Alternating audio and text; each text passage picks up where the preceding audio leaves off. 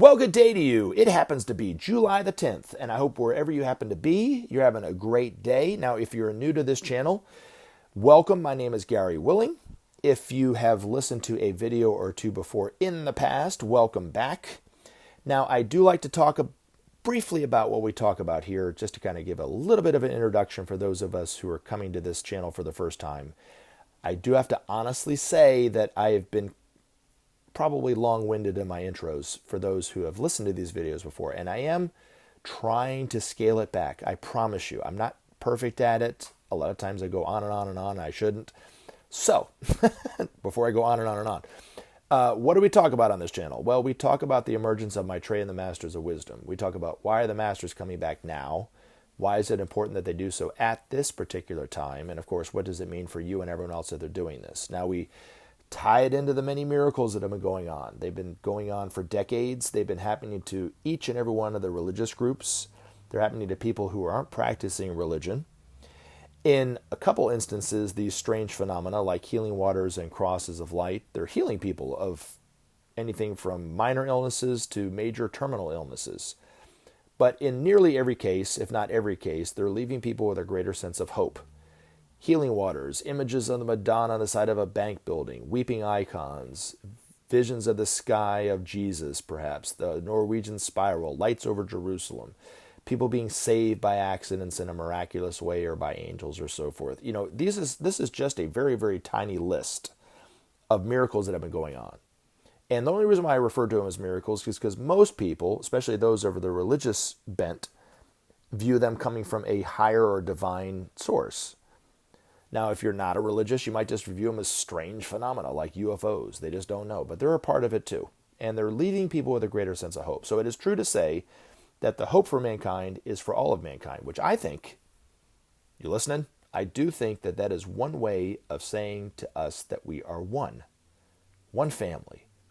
Now, if you look at the other thing that we talk about, and we tie this information into the problems that humanity is facing today, the current events, the pollution in the environment, pollution that we can see and the pollution that we can't see, climate change, social unrest, political divisions, economic divisions, extreme poverty, starvation, war, crime, terrorism. I mean, that's a tiny list too of some of the problems that are facing humanity. But those problems, I think, if you look at it from just a little bit different angle, those problems actually are teaching us that we are one too, because they're happening to each and every one of us. It's for each and every one of us to do something about it in our own way, whether it's a lot or a little. And then if we don't do something about it, well, it could be quite severe for all of us if we don't do something about it. So that's why I think that the problems are our greatest teachers, teaching us that we are one, calling out the truth within our hearts that we are one eventually, hopefully. So anyway, now, I do have a couple questions to answer coming from the same person, but there's two questions to cover in this video. If you have a question you'd like to ask, simply post your question as a comment. You can do that in any of the videos that I put up. Just post that question as a comment. You can also email me at searchforsigns@mail.com. I do think the best way to do it and to find out more about this information for yourself is to educate yourself by looking at some of the links that I put in the description of each and every one of these videos. Click on one of those links. You can get background information about Maitreya. You can get background historical information about the emergence of Maitreya and these Masters of Wisdom. You can read some of the articles coming from these masters. You don't have to believe 100% of what I'm talking about to have this information be useful to you. So, but, you know, it'll give you some information about what we talk about. You can look at newly formed crop patterns in cropcircleconnector.net. You can read about the problems in the environment. You can read about the Marshall Plan and so forth. So there's a lot you can look at. There's a lot you can take from this information, but you don't have to believe 100% in it in order for it to have some use to you. So I know typically, you know, and because this has been my experience, is when you come across somebody in your life or you watch a video on YouTube or whatever, where they're very passionate about a topic, they have a tendency to want to convince you that they're right, that you need to believe what they believe, right? Well, I'm just presenting this information for you to look at for yourself, hoping that you'll investigate it for yourself, but that's up to you, right? And then if you do investigate it for yourself, if you see it's true for you, that's great. If you don't, you don't. But in the end, what have you lost? Perhaps just a little bit of time. Nothing ventured, nothing gained, as they say. But anyway, but even though I believe 100% in this information based on my own personal experiences, based on the quality of the information that I discovered from doing my own, educating myself on this, reading about it, and so forth, I'm still just presenting it for you to consider. So even though I get questions all the time about this coming from a religious standpoint, I don't view this information really as religious. I view it more as a kind of has to do more with the problems that are facing humanity. But also, more importantly than that, what did I just say that the problems are trying to teach us? That we are one. This information really has to do with the unity and the oneness of humanity, really. So let's get on into it. And let's take a look at the first question. The first two questions come from, and the only two questions come from T. Dalton Blair.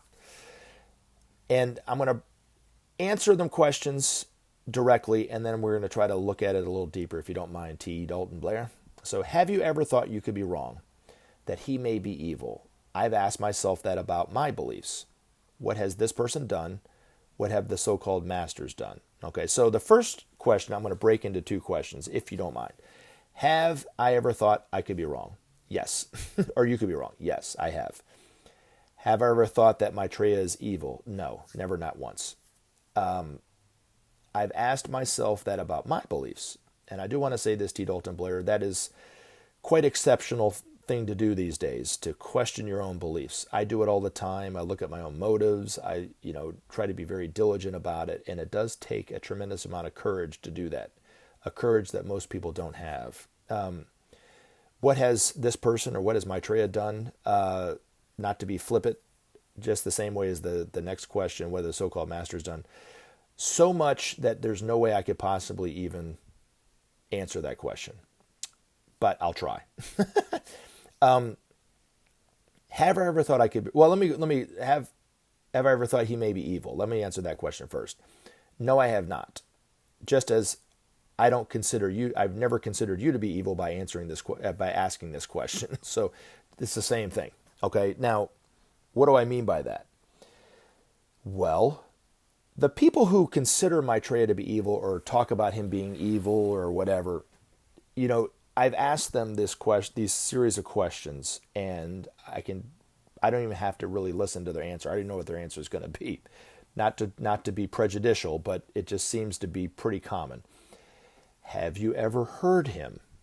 They say no. Have you ever recognized him on TV or seen him in your life? Their answer is no. Then I even go on to say, have you experienced his love? No. Have you ever experienced the wisdom of his teachings? No. So why would you consider him to be evil, right? More likely than that would be that he's just a figment of Benjamin Creme's imagination and my imagination and thousands of other people who've claimed to have experiences with Maitreya, right? That's a more likely scenario, right? But have I ever considered him to be evil? No, not at all. Same thing, I've never considered Benjamin Creme to be evil. There was somebody that posted a very nasty comment about Benjamin Creme just the other day, saying he's burning in hell now and this, that, and the other. And I, of course, removed it. I found that to be rather disruptive. But what has Benjamin Creme ever done that's so evil? The Benjamin Creme that I knew him for decades.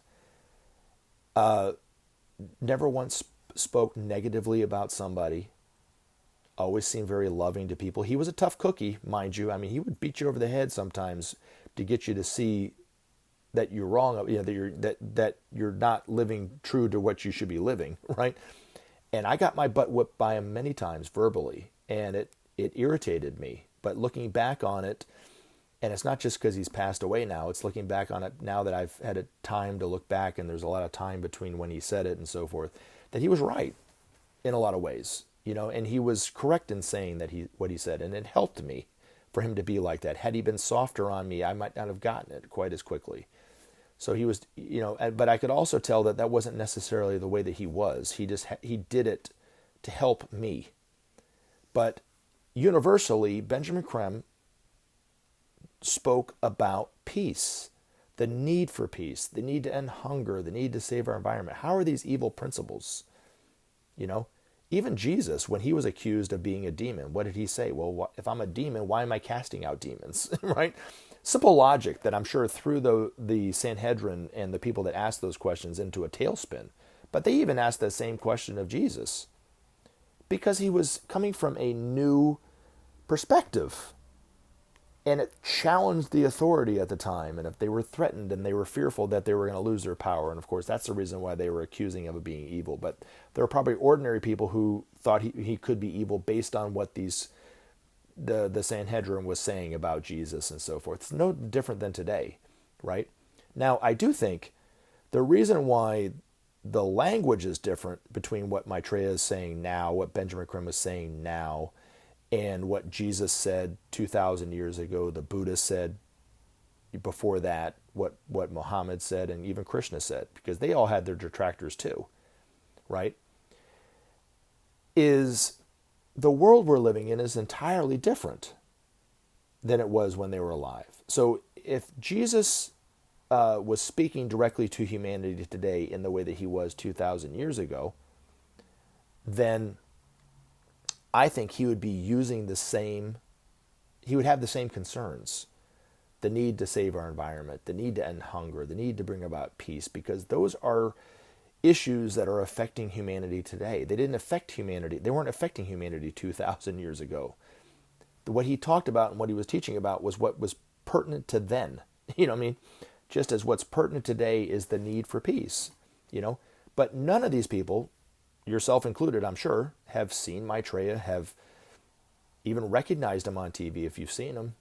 So why would you consider anything to be evil about it? Wait and see. Wait and see is all I'm trying to say, you know? And look at the reason why I don't consider him also to be evil is because I've been able to take this information and use it.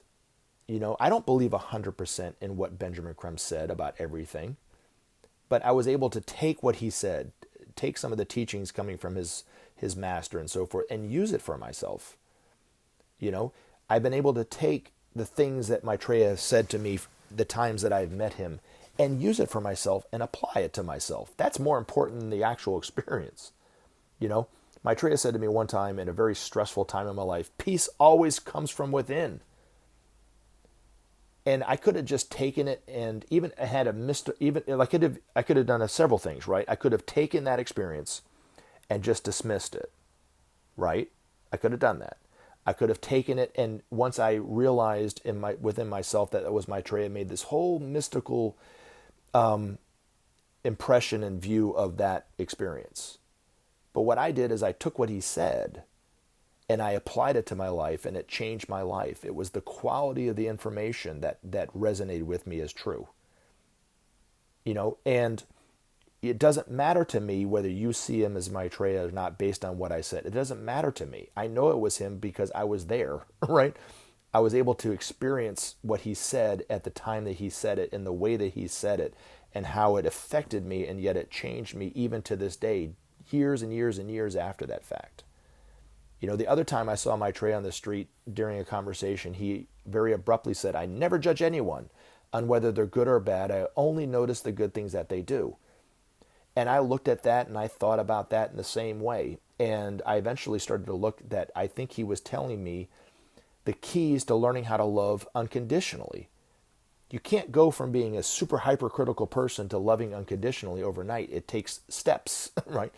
And the first step is you have to look at people and stop judging them as being good or bad and just notice one or two things that they're doing that is good, right? And I've done that in my life, and it's changed the way that I viewed people that I've worked. People who are close to me that usually irritated me. When I started looking at it from that standpoint, I started thinking to myself, are they really that bad? And so when people started talking about them or gossiping about them or being critical of them, I found myself naturally defending them. You know, does it mean that I love unconditionally the way that Maitreya loves? No, but it's getting me there, right? And that the reason why this information resonated as truth for me is because of the quality of the information. I was able to use it and apply it to my life and have it change my life.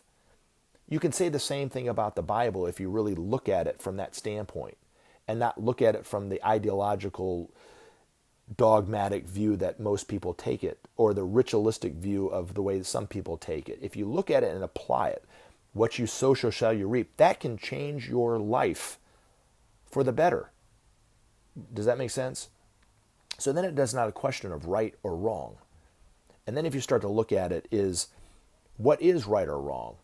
And when we look at information as being right and wrong, then we are starting to try to claim ownership of it. It's becoming an ideology. And I'm not talking about necessarily a religious ideology. It could be anything.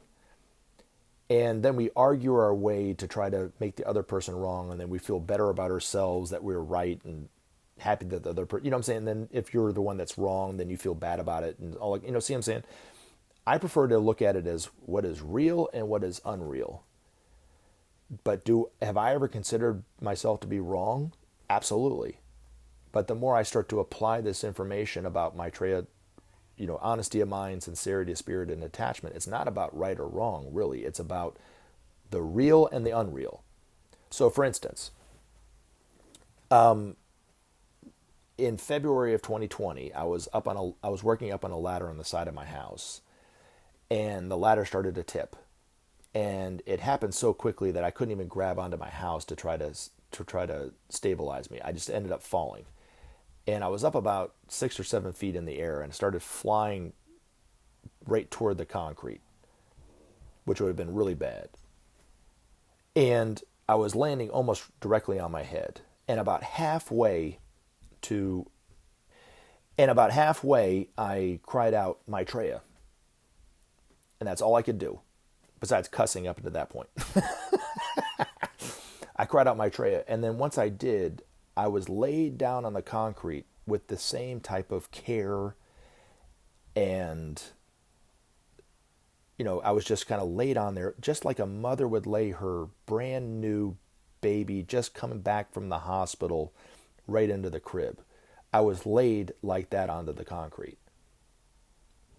And I thought there for a second, I didn't think was I wrong or right. It was like, I was thinking, did that really happen or didn't it?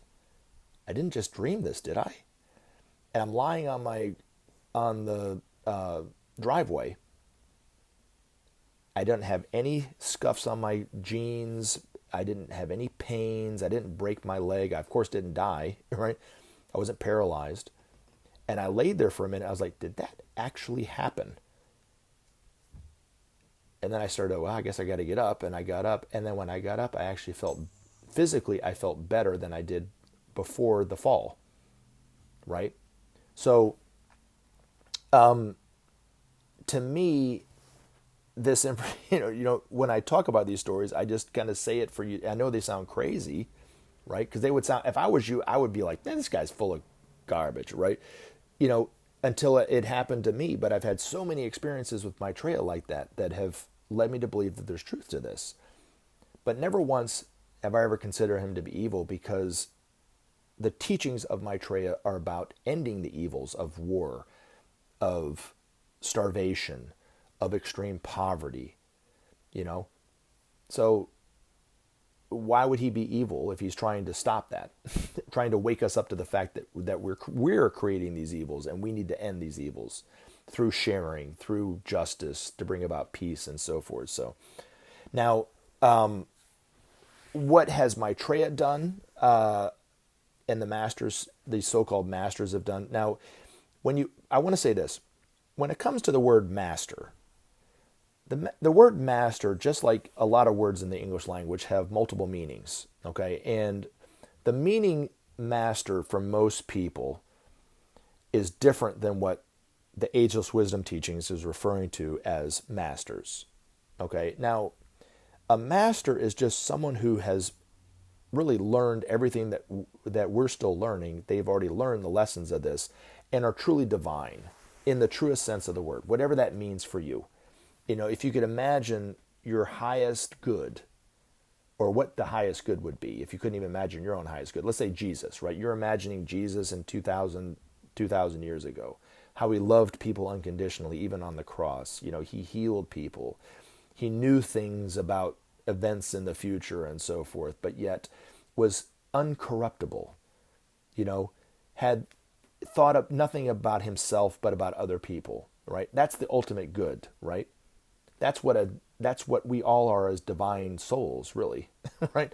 We just aren't manifesting it yet perfectly. These masters have, through incarnational experience after incarnational experience, after having to work off their karma and conquer this fear and conquer that fear and so forth, now manifest that divinity perfectly. That's what the Ageless Wisdom Teachings refer to as a master. It's not a master over you and I. It's not a master over whatever. They've mastered what it means to be divine. So, but I can try to explain what they've done, right? Which even then would fall infinitely short of what they actually do. But I can only tell you what they've done for me. And maybe that will make a little bit more sense, I guess, or have a little bit more credence, I guess, or credibility. The information that Benjamin Creme put out, that he claimed was coming from his master, the messages coming and the teachings coming from Maitreya, that he claimed were coming from Maitreya, right? Either are or they aren't. Either you don't have to believe it or whatever. But if you look at the information, okay, and this is really important to look at it like this. If you look at it from just the information and just some of the information, the quality of the information is far different than most information that you would get. So, for instance, I've been around people who talk about New Age concepts all the time, and they talk about the Pleiadians coming here. I mean, this is just what they talk about, right? I don't really buy it. I don't believe it, but they talk about this stuff all the time. And you can search stuff on YouTube and find all sorts of crazy theories about, why UFOs are coming from different dimensions, this, that, and the other. And even when they talk about the ascended masters and receive all these wonderful messages from the ascended masters, and a lot of them are really light and fluffy and they're nice. But there isn't one single thing that in these messages that I can take from and use and apply to my life and have it change my life. Just the same way that if I look at what Maitreya said, without sharing there can be no justice, without justice there could be no peace, without peace there could be no future. I challenge you to look at anything that anybody talks about in terms of new agey kind of mystical kind of information about these masters, anything in it that is that concrete. And then if you look at and you investigate it, as I have, in terms of looking at it as it relates to the Marshall Plan and how the Marshall Plan did just that. They shared the excesses of what they had and gave it with Western Europe, and therefore rebuilt Western Europe. It created an economic boom in the United States, but even 75 years after it ended, we have a more peaceful, trusting relationship with those nations than any other nations on the planet, right? Based off of what this teacher said, that is true, right? Looking at what he said to me personally, right? Never judge anyone. I never judge anyone on whether they're good or bad. I only notice the good things that they do. And then I started to apply it to my life and have it change my life. That's the quality of the information I'm talking about. I don't get that from other things. In the Bible, I have to really dig to try to find truths like that in order for it to apply to my life. But you can, because there are truths in there. There's just a lot of distortion, right? And then if you look at the whole right and wrong to answer that question, right? Benjamin Creme used to say things to me directly, in personal situations, and I thought I got it right, and I didn't, right? And he corrected me on it. So, does that mean that that the information is incorrect, or maybe just my interpretation of it is not really what it is? You know what I mean? And so, I think it's more of that than anything else. But the information, you can use this information. You can apply it. There's gold here, just like there's gold in the Bible. It's just you got to dig it through, But if I can misinterpret what Benjamin Creme said when he's standing right in front of me, and then when I repeat back what he said, and he's even had the same thing with his master, by the way, but it's kind of naive to think that the Bible is 100% true from where it was written 2,000 years ago. That man didn't put a couple things in here or there, take a couple things out here or there. There's still some truth to it, but you have to really dig to try to find it. When it comes to the information of the Ageless Wisdom Teachings, I don't think you have to dig quite as much to find the truth, but you have to be very diligent to see the truth in it, to intuit the truth, and then it's very difficult to not draw conclusions based on that. That's where you get in trouble, is once you draw a conclusion on it, then you become right or wrong. You see what I'm saying? So hopefully I answer the question on that. But thanks again for the question, T. Dalton Blair, and I hope you guys have a great day, and I look forward to questions in the future. Help SOP save our planet. Thanks for listening, and we look forward to talking to you again in future videos.